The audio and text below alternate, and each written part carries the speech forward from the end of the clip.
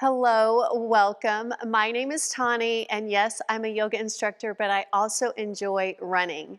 So this Vinyasa flow and stretch class is for my runners. We're going to work on mobility and flexibility, primarily in the low body, a little bit of core and back thrown in, and you don't need any yoga experience. I got you. I will get you through this class. So we're going to begin in downward facing dog. So you want to bring your hands shoulder distance apart, step your feet back hip distance, and I like to start here in a plank, and then from there lift your hips up and back, and your arms are strong, straight, biceps by your ears. Start to pedal out your feet. So you're just alternate bending your knees, finding a nice stretch in the calf muscles. Let's do that one more time on each side, just nice and slow. And now we're going to work to straightening both legs, and it's fine if your heels don't touch the ground. You'll notice mine don't. Lifting my tailbone up to the sky, belly pulling in, back nice and straight. Your heels, you're going to feel that release towards the floor, and again, they don't have to touch. Now start to bend both knees and then straighten them. Let's do that a couple more times. Bend, press the chest back towards the thighs, and then start to straighten the legs. Last one. Beautiful. Move forward into that high plank. Take the knees to the mat. Your hands walk back. So you're in a tabletop. You're going to lift the right knee up off the mat. And then we're going to draw a circle with that knee as we start to loosen up the hip joint. Just making a big circle.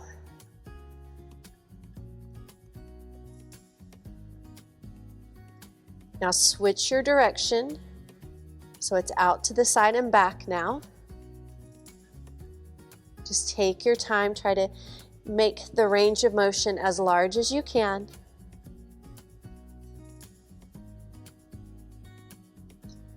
Now step that right foot to the outside of the right hand. Probably going to have to slide that left leg back. Hands are on the inside of the foot. Lift that back knee, so you're in a nice low runner's lunge and a wide one, and start to bring your body forward and back. So you're rocking. Again, we're just loosening up, maybe now more into that ankle as well as the hip.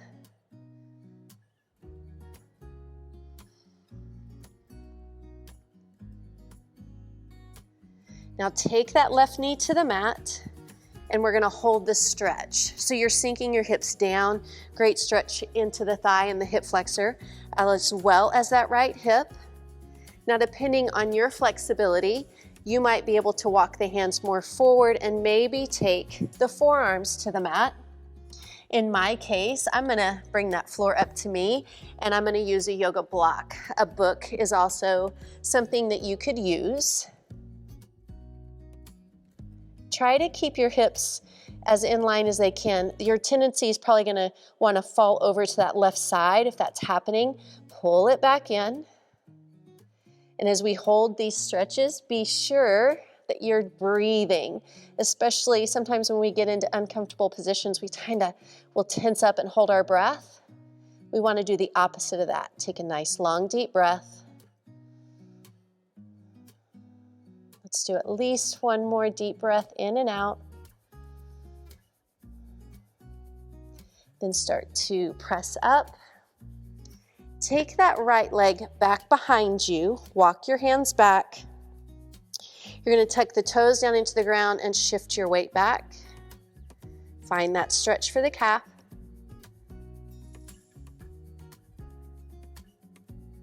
Now bring the knees in. I want you to tuck your toes down into the mat. We're going to drop our hips onto our heels.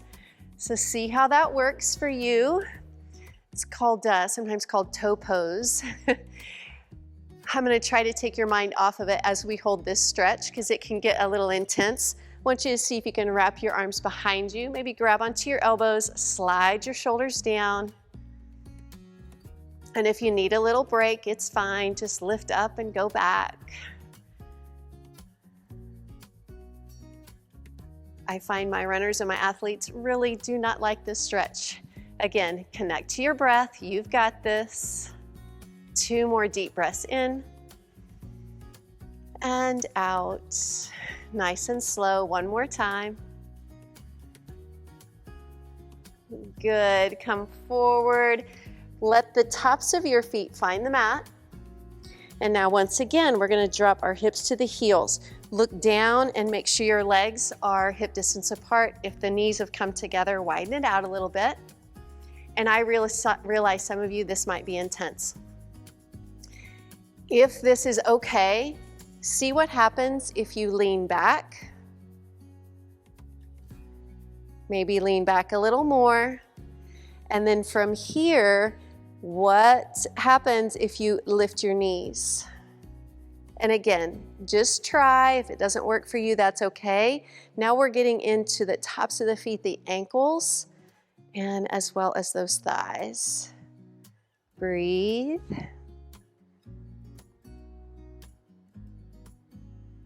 Good. Come out of that.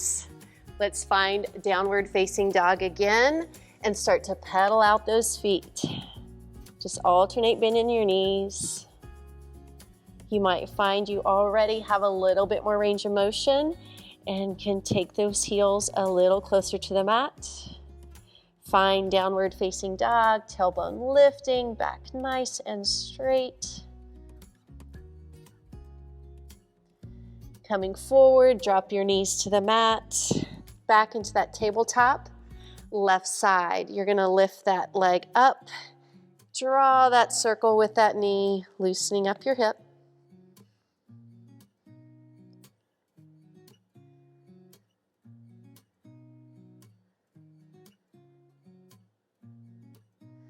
Other direction.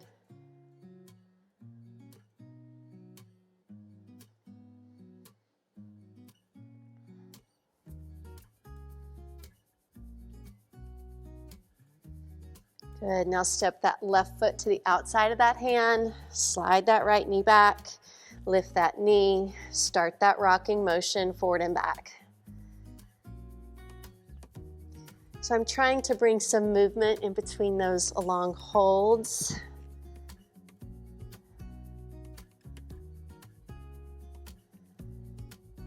Good, now drop that knee down, release the top of the foot to the mat. And then just hold here or maybe lower.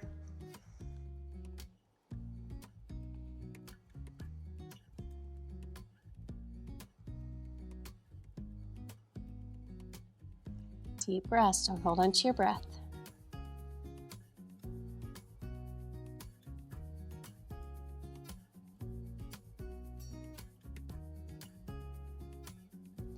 Bring the hands up. Step that foot back, toes turn down, shift your weight back.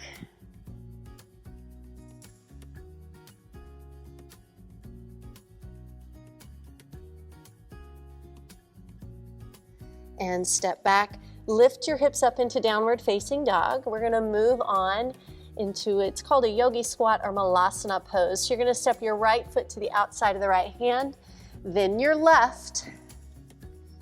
Toes turn out, drop your hips, keep your back straight. This also requires some core strength so you don't fall over backwards. You're gonna see if you can bring your elbows inside of the knees, then you can actually press into them to open up your inner thighs. And stand it up. We're gonna try that one more time. Second time, you might find a little bit more range of motion. Start to sink the hips straight down, back straight.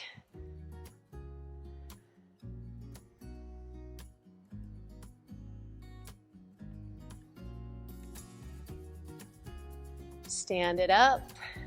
Bring the feet in, hip distance apart. If you need to shake it out, shake it out. Keep that right foot planted, the right toes going straight forward.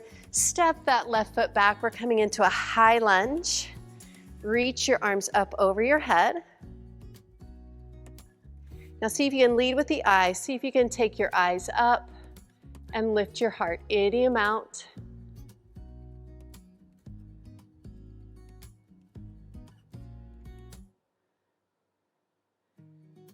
Then start to straighten the legs and turn to the side. Triangle pose. You're gonna hinge over, right over that forward right leg. Wherever your right hand lands is fine. Don't worry about touching the ground.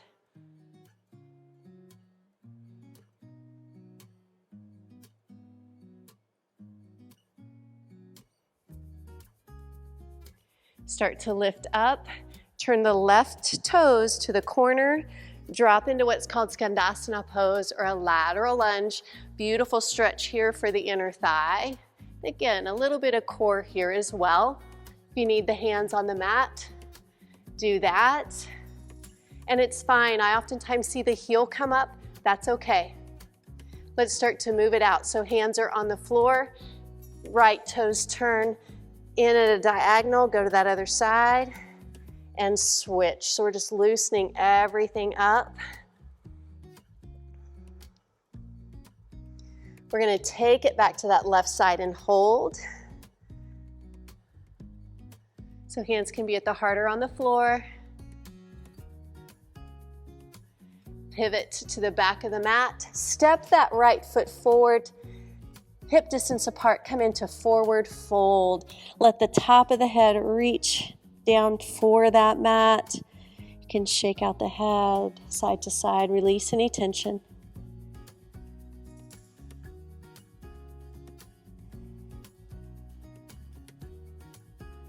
Start to roll it up, nice and slow. Left foot stays planted, right foot steps back, high lunge. See if you can bring your shoulders over your hips. Keep pressing through that back heel, opening up your hip flexors, and then maybe take the chest up to the sky. Just an option.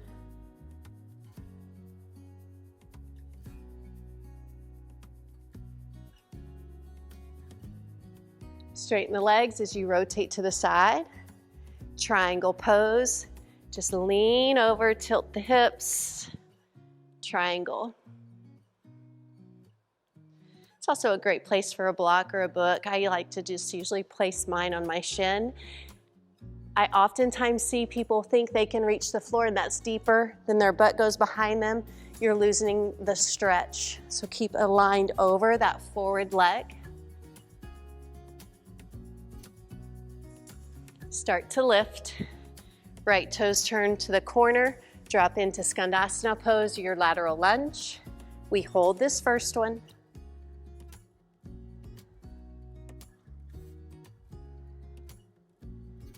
And now we go side to side. Use your hands for support. Drop.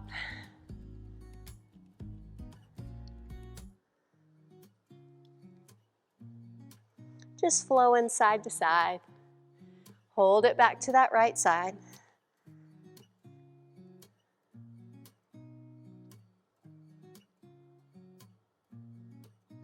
Pivot to the front.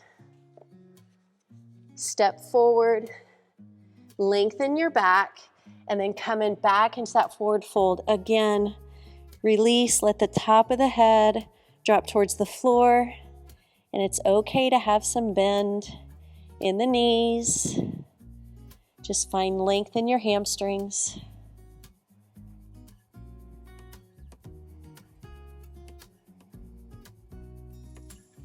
Start to bend your knees, and we are going to have a seat on the mat. And then lower all the way down to your back. Knees to chest. Place both feet on the floor. Flex your right foot and place it above the left knee. It's a reclining pigeon pose.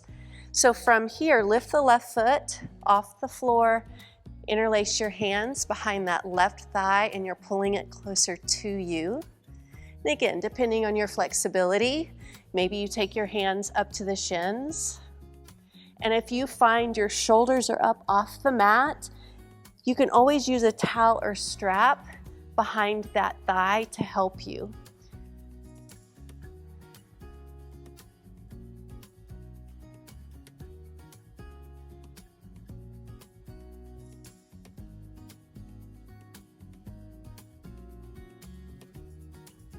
So we're gonna keep that right foot exactly where it is. Let the left foot find the floor, arms into goalposts, drop into a twist. The only thing you're doing is taking that right foot to the floor. See if you can keep your shoulders down on the mat.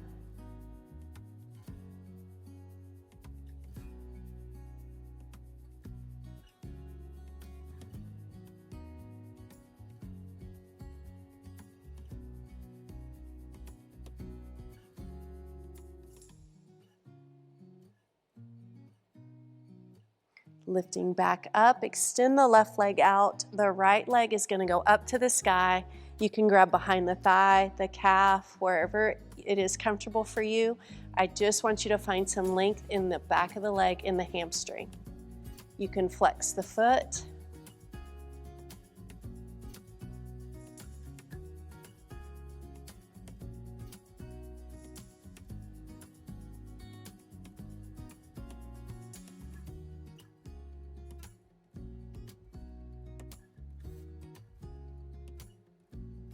And right foot to the mat, flex the left, cross it over the right, reclining pigeon.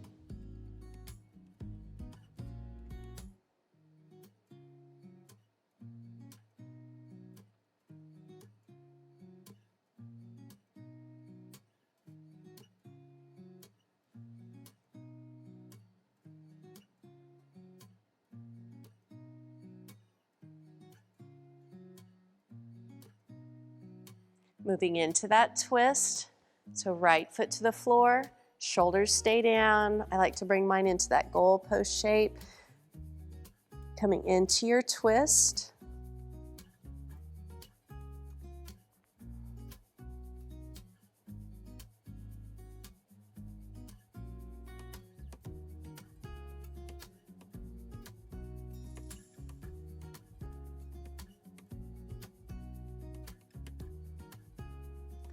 Coming to your back, both legs extend, the left leg is up, right leg out to the mat, hamstring stretch.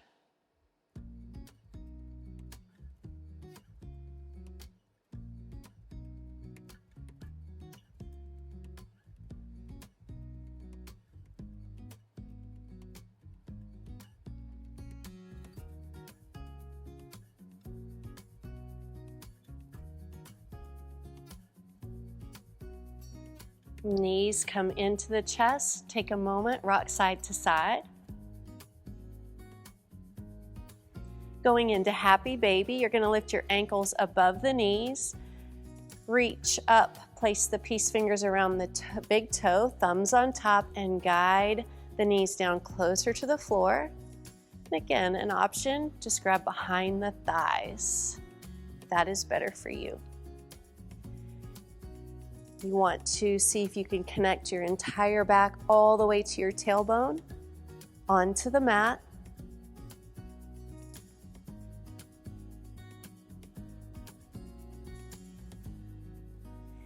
Then bring your feet together, change your grip to your ankles, take the knees wide, and see if you can pull the ankles up closer to the chest as the knees go wide.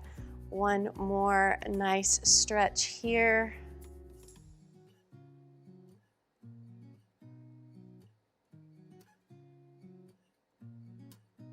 And knees to chest, hands to shins, circle the ankles one direction. And then the other.